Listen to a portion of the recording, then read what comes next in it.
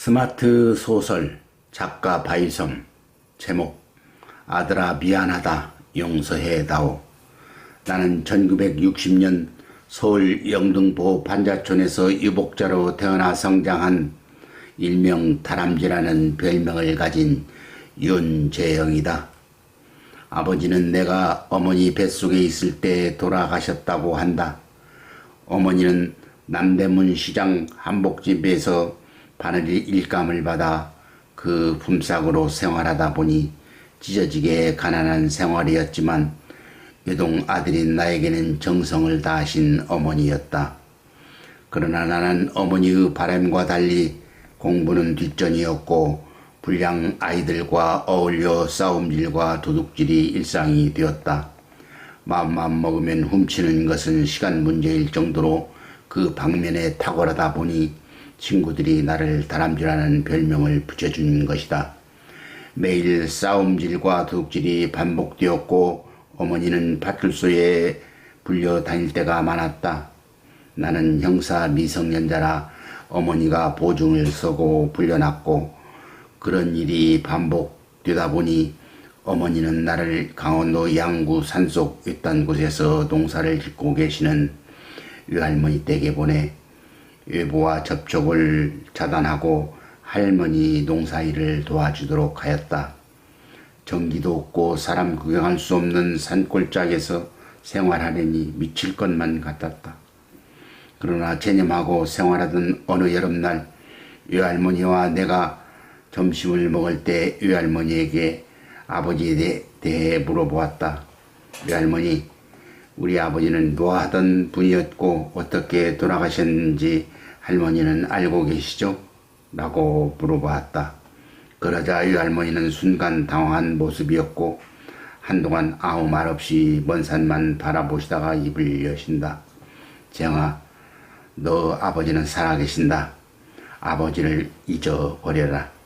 잊어버리고 산 것이 모두를 위한 길이다. 라고 말을 던지시고 방을 나가신다. 아버지가 살아계신데 잊어버리라는 말이 이해가 되지 않았고 한편으로 나를 속인 어머니를 이해할 수 없었다. 또 가장인 아버지가 가족을 돌보지 않은 것은 용서할 수가 없었다.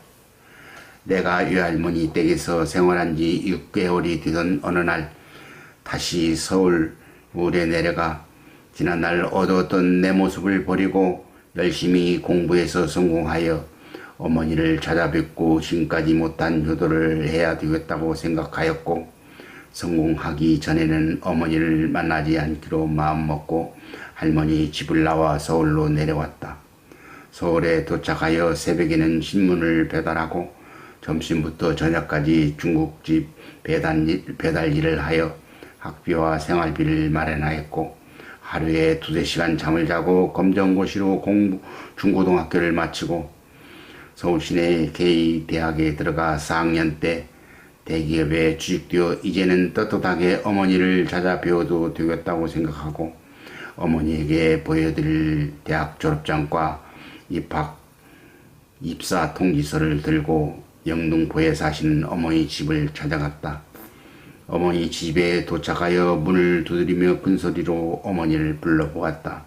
그러나 어머니는 대답이 없었다. 나는 당황하여 문을 열어보니 잠겨 있었다.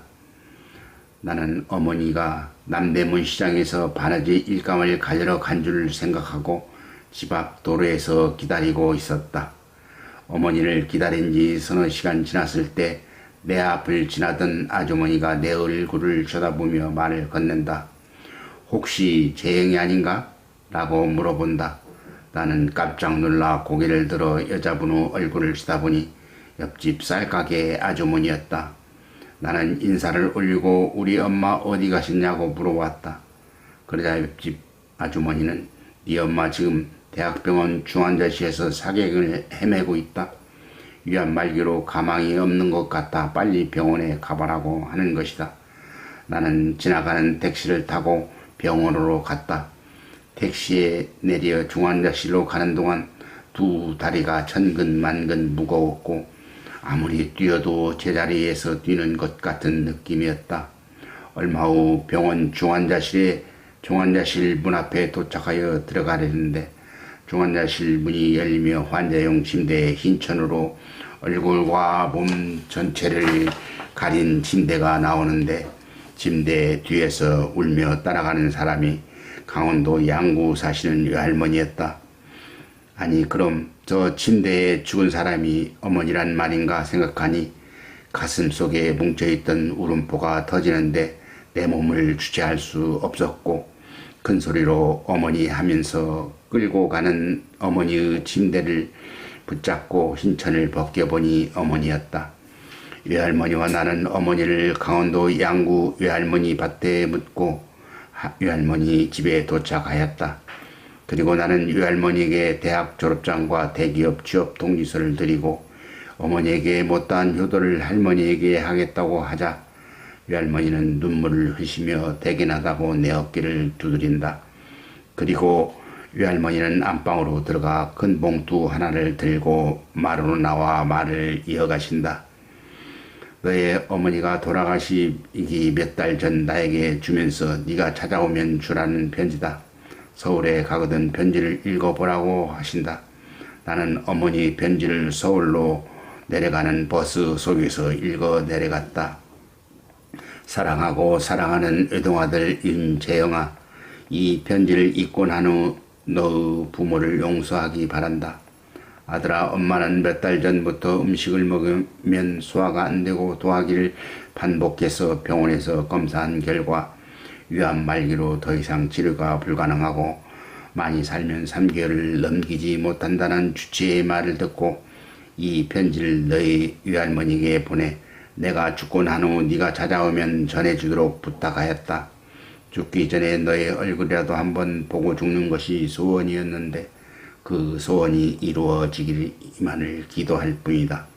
재영아, 엄마가 남편 없이 홀로 너를 키우다 보니 너무도 힘이 들었다. 너를 키우기 위해 손재주 없는 내가 생활비에 보태려고 영등포에서 남대문 시장까지 3시간을 걸어 바느질 일감을 걸어 다녔고 한 푼이라도 아끼려고 허기진 배를 채우는 날이 많았다. 이렇게 고생하여 모은 도로로 너를 가르치기 위해 노력하였으나 너는 말썽만 피우니 이 어미의 잘못된 교육과 가정 환경이라 생각하고 너를 원망하지 않는다. 그렇게 불규칙한 식생활과 너로 인한 속병이 생긴 것 같구나. 그러나 누구를 원망하겠느냐. 내 팔자고 운명인걸. 재영아, 엄마는 하늘나라에서 영원한 안식을 누리게 되지만 엄마 없이도 강하고 담대하게 이 어려운 세상을 이기며 살아가기를 바란다. 그리고 너의 아버지는 네가 뱃속에 있을 때 사고로 죽었다고 거짓말한 것은 너와 나 그리고 너의 아버지를 위한 선의의 거짓말이었으니 이해해라. 너의 아버지는 죽은 것이 아니라 살아계시지만 너의 존재를 알지 못하고 계신다. 마음속으로 아버지를 존경하며 자랑스럽게 생각하고 살아다오. 엄마가 너 아버지를 만나게 된 것은 대학 3학년 때 같은 동아리 간부를 하면서 서로 사귀게 되었고 어쩌다 임신하게 되었는데 그게 바로 너다. 그 당시 대학생이 임신한다는 것은 상상할 수 없는 학내의 문제는 물론 사회적 문제였다. 나도 임신 3개월이 되어서 임신 사실을 알고 부모와 친구, 너의 아버지에게도 임신 사실을 말할 수 없었다. 내가 계속 학교에 나오지 않자 너의 아버지가 나의 자취방을 찾아왔다. 우리 둘은 공원을 거닐며 이야기를 나눌 때 나는 임신 사실을 말하고 어떻게 해야 될지 의논하려고 말할 기회를 보고 있는데 너의 아버지가 출가하여 스님 되기 위해 내일 떠납니다. 그동안 미안하고 고마웠습니다. 라고 말을 건넨 후 가버리는 바람에 임신한 사실을 말할 기회가 없었다. 그래서 엄마는 어떤 고통이 있어도 뱃속의 아이를 훌륭하게 키우겠다고 마음먹었던 것이고 너의 아버지는 네가 친아들인지 모르고 계시기 때문에 잘못이 있다면 이 엄마에게 있다. 살아계신 너의 아버지는 현재 불교계 원장님으로 재직 중이시고 사회적, 종교적으로 존경받는 종교 지도자인데 이제 와서 숨겨둔 아들이 있다고 소문이 나면 너의 아버지가 그 비난을 어떻게 감당하겠느냐. 지금까지 아버지 없이도 살아왔으니 항상 마음속에 아버지로 존경하며 살기를 바란다. 아들아, 미안하다. 부디 행복하게 잘 살아라. 못난 엄마가 라고 쓴 편지였다. 나는 어머니의 편지를 읽고 난 후 생각에 잠겼다. 아버지를 마음속에 아버지로 존경하며 살라고 하셨지만 아버지가 살아계시는데 어찌 천류를 버리고 모른 채 하며 살란 말인가. 언젠가는 아버지를 만나 이 편지를 아버지에게 전해드리고 지나간 묵은 감정을 풀고 살아야겠다고 마음먹고 회사에 다니며 일상생활을 하던 중 결혼을 하게 되었다. 결혼식만큼은 아버지의 축복 속에 하고 싶어 아버지를 만나기로 결심하고 대한불교 총본산 원장 비서실에 원장님과 같은 고향에 사는 조카인데 결혼을 앞두고 인사드리러 왔다고 하자 원장님 방으로 안내한다. 내가 원장님 방으로 들어가자 원장님은 나를 보더니 한동안 멍하니 내 얼굴을 바라보시다가 자리를 권하며 말을 하신다. 고향에서 온 친척 조카가 면담을 신청해서 돌아오라고 했는데 처음 보는 얼굴인데 어쩜 나와 그렇게 닮았는지 잠시 당황했다며 아버지가 누구냐고 물어보신다. 나는 아무 말 없이 안주머니에서 어머니가 돌아가시 전 나에게 쓴 편지를 원장님에게 건넸다. 원장님은 내가 건넨 편지를 읽어 내려가면서 얼굴 표정이 붉어지고 편지를 잡고 읽어 내려가던 두 손이 떨리는 것이 보였고 볼 아래로는 눈물이 흘러 편지를 적시고 있었다. 편지를 다 읽고 원장님은 네가 내 아들이란 말이냐. 엄마와 너에게 미안하다. 나는 종교 지도자로서 가면을 쓰고 살았구나. 너와 엄마 모든 불교 중생들에게 석고 대지를 하여도 용서받지 못할 죄를 지었구나. 아닙니다, 원장님. 저는 어머니 말씀대로 모두를 용서하였습니다. 그리고 앞으로 원장님을 마음속으로 아버지로 생각하며 살겠습니다. 그런데 한 가지 부탁이 있습니다. 제가 결혼을 하는데 결혼식 주례만큼은 원장님이 해주셨으면 해서 온 것입니다. 라고 말하자 그래 너의 결혼식 주례만큼은 내가 해주마. 오늘은 내 마음이 혼란스러우니 그냥 돌아가고 언제 한번 만나서 차분히 이야기하기로 하고 나는 집으로 돌아왔다. 드디어 기다리던 결혼식 날이다. 예식이 시작되고 원장님의 주례 순서가 되자 원장님은 단상에 올라가 나무아비 답을 관세음 보살이라고 불경을 외우며 주례사를 시작한다. 오늘 윤재영의 결혼식에 와주신 하객 여러분 앞에 불교 지도자인 저는 원장으로서 위선자였다는 것을 자백합니다. 라고 하자 주위 하객들이 웅성거렸고 나와 신부도 서로의 얼굴을 쳐다보며 어리둥절한 표정이었다. 다시 원장님의 말씀이 이어가신다. 여기 서 있는 신랑 윤재영 군은 저의 아들입니다. 승려는 종교법적으로 결혼을 허락하지 않습니다. 그런데 불교계 총본산 원장인 저는 그런 종교법을 어긴 위선자였음을 이제 고백하고 회개합니다. 제가 불교에 입문하기 전 사귀었던 여자분이 있었는데 제가 속세를 떠나 스님이 된다고 하자 그 여자분은 임신한 사실을 숨기고 홀로 여기 서 있는 신랑을 낳고 키우시다가 얼마 전 지병으로 극락광생하셨다는 소식을 들었습니다.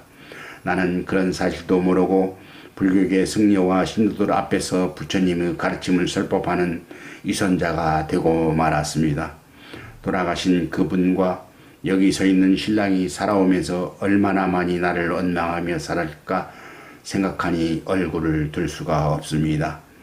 이제 저는 여기 계신 하객 여러분과 전국 불교 신도 그리고 전 국민 앞에 가면의 승복을 벗고 돌아가신 분의 명복을 빌고 신랑을 위해 참여하며 살겠습니다. 정말 죄송합니다. 라고 말을 하고 입고 있던 승복을 벗어 던지자 장내 하객들은 우리와 같은 박수를 치고 있었다. 그리고 예식이 끝난 후 아버지는 조용한 산속으로 들어가 자매하는 책을 쓰면서 살고 계셨고, 우리는 한 가족으로 그동안 잃어버렸던 사랑과 행복을 찾아가며 살아가고 있다.